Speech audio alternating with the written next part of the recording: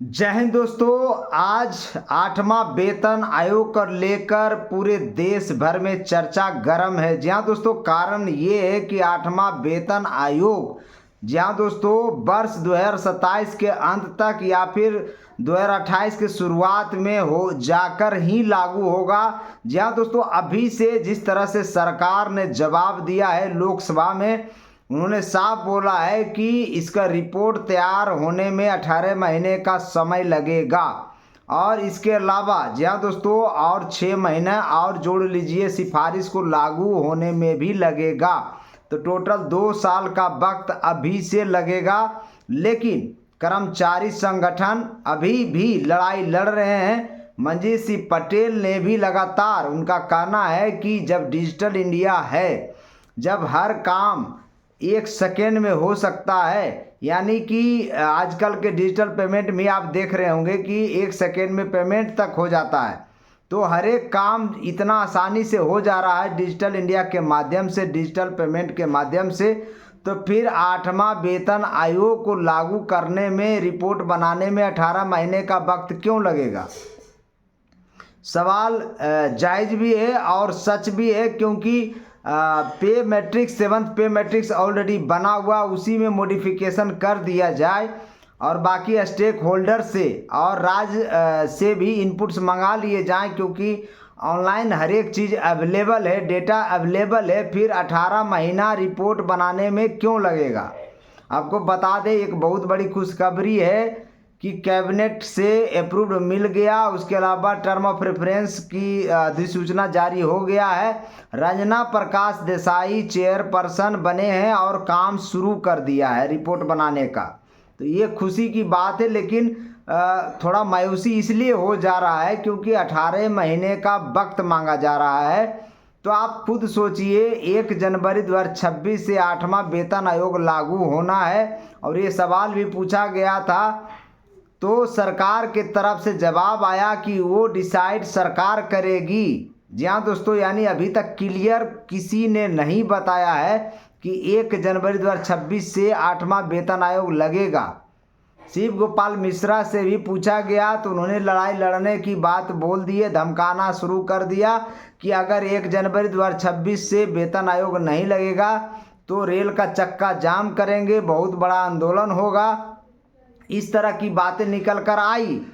लेकिन कोई चीज़, एक लेटर निकलना चाहिए, एक सर्कुलर निकलना चाहिए, वो सरकार के तरफ से सही जवाब नहीं आया। सरकार ने सीधा बता दिया वो डिसाइड हम करेंगे और बजट 2026-27 में इसका प्रोविज़न कितना अमाउंट होगा वो सब डिसाइड सरकार करेगी। उसका क्लियर तरीके से नहीं बताया गया है। मंजीत सिंह पटेल का कहना कि अगर स्पीड बढ़ा दिया जाए तो ये 200 दिन में भी मुमकिन है, 200 दिन में रिपोर्ट तैयार हो सकता है और 8वां वेतन आयोग लागू हो सकता है। लेकिन सरकार जिस कछुए चाल से चल रही है, ऐसा उम्मीद जताया जा रहा है कि 2 साल और लगेगा और ये सरकार ने लोकसभा में भी बता दिया है। इसके अलावा और पुरानी पेंशन के मांग के लेकर भी सवाल पूछे गए लोकसभा में। सरकार के पास कोई विचाराधीन पुरानी पेंशन बहाली को लेकर नहीं है, यानी सरकार ने अपनी मंशा साबित कर दिया है कि हम ओपीएस लागू नहीं करेंगे। लेकिन कर्मचारियों को मायूस होने की ज़रूरत नहीं है। आपको बता दें, 8वां पे कमीशन भी सरकार नाना कर रही थी। लास्ट में देखिए, अंत में आकर कैबिनेट से अप्रूवल भी मिल गया और रिपोर्ट बनना शुरू भी हो गया। तो आप लोग ओपीएस से पीछे हटे नहीं, अपनी लड़ाई लड़ते रहें, सोशल मीडिया के माध्यम से हो या प्रिंट मीडिया के माध्यम से हो या फिर जहां भी आप उपस्थित हैं वहां से भी आप अपनी लड़ाई लड़ सकते हैं। पुरानी पेंशन ही बहाल होगा, लड़ाई लड़ते रहिए। सरकार अभी नाना कर रही है, बाद में जाकर पुरानी पेंशन बहाल करेगी, क्योंकि आपको पता होगा कि लोकसभा में यूपीएस पर भी सवाल पूछा गया, कई बार डेट बढ़ा और सरकार ने यह मान लिया कि यूपीएस फ्लॉप हो चुका है, क्योंकि अभी तक 1,22,123 कर्मचारियों ने ही यूपीएस लिया है और उसमें से ज़्यादातर वो कर्मचारी हैं जो पहले से रिटायर हो चुके हैं या 1-2 साल में रिटायर होने वाले हैं। नए जो कर्मचारी हैं वो कभी भी यूपीएस स्वीकार नहीं करेगा। तो आप खुद सोच लीजिए, सरकार ने 3 बार डेट बढ़ाया। 30 जून किया था पहला बार, दूसरी बार 30 सितंबर हुआ, 30 सितंबर के बाद 30 नवंबर हुआ, और फाइनली सरकार ने लोकसभा में जवाब दिया कि 1,23,123 कर्मचारियों ने यूपीएस चूज किया है। इसका मतलब ये हुआ कि जो ओपीएस मांगने वाले कर्मचारी एक तरह से विजय हासिल किए हैं। 96% कर्मचारियों ने यूपीएस को नकार दिया, मात्र 4 से 5% लोगों ने ही यूपीएस को चूज किया। इसके अलावा और बता दें आपको, पुरानी पेंशन की मांग लगातार पूरे देश भर में गूंज रही है। विजय कुमार बंधु का आंदोलन देख लीजिए, मंजीषी पटेल का आंदोलन देख लीजिए, इसके अलावा ट्रैकमैन यूनियन का भी आंदोलन जंतर मंतर पर भी देख चुके होंगे आप। तो इस तरह से लगातार अपने मुद्दों के लिए लड़ाई लड़ते रहिए। पुरानी पेंशन बहाली, 8वां वेतन आयोग कितना जल्द से जल्द लागू करे सरकार। लेकिन 8वां वेतन आयोग में अभी 2 साल लगेगा जैसा सरकार का मंशा है। और यूपीएस जो यूनिफाइड पेंशन स्कीम है, उसके बारे में साफ साफ बता दिया गया है कि आपका और आपके मृत्यु के बाद आपके बच्चों को 60% निकाल नहीं सकते।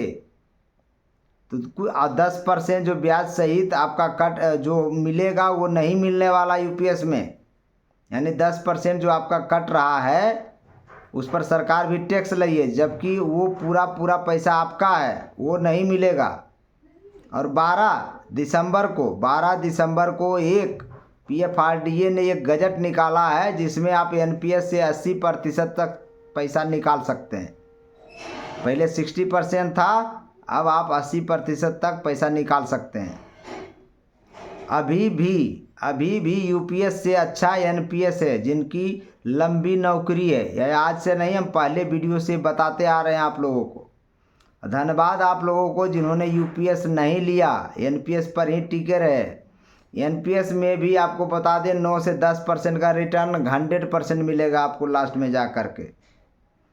और दूसरी बात, पेंशन में किसी तरह का कोई दिक्कत नहीं है। जो पेंशन आपको मिलेगा वही आपके मृत्यु के बाद उपरांत आपकी पत्नी या पति को मिलेगा। उसके बाद आपके बच्चों को सारा पैसा मिल जाएगा। यानी एनपीएस में कहीं से भी घटा अभी फ़िलहाल नहीं है। हाँ, जो आपको बता दें, रेल विभाग हो या किसी भी विभाग हो, 80 से 90% लोग 1 से 5 या 6 लेवल तक के कर्मचारी काम करते हैं। उनका कॉर्पस कम जमा होता है, उस हिसाब से एनपीएस में पेंशन कम बनता है। लेकिन जो अधिकारी वर्ग में आते हैं, जो सुपरवाइजर वर्ग में आते हैं, जिनका 6-7 लेवल से शुरुआत होता है, उनका अच्छा खासा कॉर्पस जमा होगा। उसका 60% निकाल सकते हैं या अब तो 80% भी निकाल सकते हैं, ऐसा बताया जा रहा है। फिर भी आपको अच्छा खासा पेंशन बनेगा, क्योंकि कॉर्पस ज़्यादा होगा तो 40% का आप एन्युटी खरीद लें या कुछ भी इस टाइप से बाज़ार मार्केट में जहाँ भी लगेगा उससे अच्छा रिटर्न आएगा। हाँ, ये बात अलग है कि ओपीएस से अच्छा कोई नहीं है, ना एनपीएस ना यूपीएस। इसीलिए सरकारी कर्मचारी 20-22 साल से एनपीएस से लड़ाई लड़ रहा था। अब सरकारी कर्मचारी यूपीएस से भी पिछले 1 साल से लड़ रहा है। और सरकार को ये बहुत जल्द समझ में आ जाना चाहिए, और जितना जल्द समझ में आ जाएगा उतना बढ़िया है। और नहीं तो कर्मचारी पुरानी पेंशन ही लेकर बाज मानेगा, ये बात भी तय है। एक बार ओपीएस जिंदाबाद बोल दीजिए। मेरे चैनल को लाइक करिए, शेयर करिए, सब्सक्राइब करिए, आप नए देख रहे हैं तो। बाकी 8वां पे कमीशन में 2 साल लगेगा। हालांकि मंजीषी पटेल ने बोल दिया है कि 200 दिन में इसे तैयार किया जा सकता है। बाकी यूनियन संगठन क्या कर रहे हैं पता नहीं, क्योंकि अगर संगठन थोड़ा दबाव डालेंगे तो हो सकता जल्दी हो। लेकिन सरकार ने लोकसभा में भी इसका जवाब दिया है कि रिपोर्ट बनाने में 18 महीना लगेगा। आप खुद सोच लीजिए, डिजिटल युग में, डिजिटल ज़माना में जब 18 महीना लग रहा है तो सोचिए कितनी अच्छी और कितनी गति से ये लोग काम करेंगे। और यूपीएस में तो आपको पता ही है पूरा डिटेल पहले भी बता चुके हैं कि यूपीएस में 10% आपका कट रहा, 18.5% सरकार का कट रहा, जिसमें से 8.5% अलग पूल कॉर्पस में है और आपका 10% और सरकार का 10% इंडिविजुअल कॉर्पस में है। उसी का आपका पेंशन मिलेगा और उसी से आप 60% इसमें निकाल सकते हैं। और बाकी 12 महीने का एवरेज का 50% आपका पेंशन बनेगा, 60% फैमिली को पेंशन बनेगा। मिनिमम 10 साल नौकरी करेंगे तो 10,000 रुपये महीना बनेगा। और कॉस्ट ऑफ इन्फ्लेशन मुद्रास्फीति के साथ इसको जोड़ दिया गया है।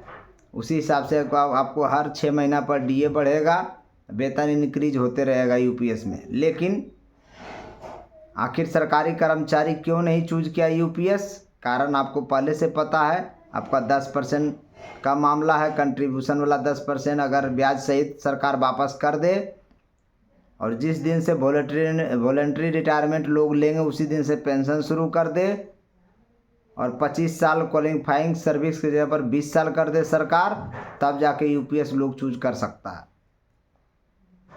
क्योंकि एनपीएस का सारा रूल यूपीएस में लागू हो चुका है। डेथ एंड डिसेबिलिटी केस में ओपीएस मिलेगा यूपीएस के अंतर्गत भी, एनपीएस में तो मिलता ही है। और यही बात मंजीत सिंह पटेल लगातार बोल रहे हैं कि जो डेथ एंड डिसेबिलिटी में आप ओपीएस चूज करने का ऑप्शन दे ही रहे हैं, तो एक बार रिटायरमेंट पर भी ओपीएस चूज करने का ऑप्शन दे दीजिए, सारा झमेला ही खत्म हो जाएगा। यही बात बोला जा रहा है लगातार। जो भी खेल खेला हो रहा है वो सिर्फ 10% कंट्रीब्यूशन का, और जिस दिन से वीआरएस लेगा उसी दिन से पेंशन शुरू करने का, ये सब कुछ कमियां हैं यूपीएस में। और इसी कारण देश भर के तमाम सरकारी कर्मचारियों ने यूपीएस को नकार दिया और विजय कुमार बंधु के साथ लोग खड़ा हुए, मंजीत सिंह पटेल के साथ लोग खड़ा हुए और कुछ लोग शिव गोपाल मिश्रा के साथ भी खड़ा है, क्योंकि यूपीएस को बहुत बखान किए हैं। लेकिन शिव गोपाल मिश्रा जी को भी ओपीएस छोड़ देना चाहिए। अगर आप यूपीएस के बखान कर रहे हैं तो आपको खुद ओपीएस लेने का अधिकार नहीं है। इसलिए पुरानी पेंशन जिंदाबाद, पुरानी पेंशन बहाल होकर रहेगा। आप लोग लगातार सोशल मीडिया के माध्यम से अपना आवाज़ उठाते रहें। 8 पे कमीशन जल्द लागू हो, इसके लिए अपने संगठन को भी बोलें, क्योंकि सरकार ने जिस तरह से जवाब दिया उस तरह से नहीं लगता कि 18 महीना में रिपोर्ट भी तैयार होगा, और भी लेट हो सकता है। जब सरकार बोल रही है तो लेट और हो सकता है। इसलिए आप लोग दबाव बनाएं ताकि 8वां पे कमीशन समय से लागू हो। और एक बात और, जो लोग यूपीएस चूज कर लिए हैं वो अगर रिटायर हो जाते हैं 8 पे कमीशन आने से पहले तो उनका क्या होगा? यहाँ ये गजट में भी ये सब चीज़ नहीं लिखा गया है। ये सब बहुत बारीकी चीज़ है जो आपको हम बता रहे हैं। बाकी मेरे चैनल को लाइक कर दीजिए, शेयर कर दीजिए, सब्सक्राइब कर लीजिए। जय हिंद, जय भारत।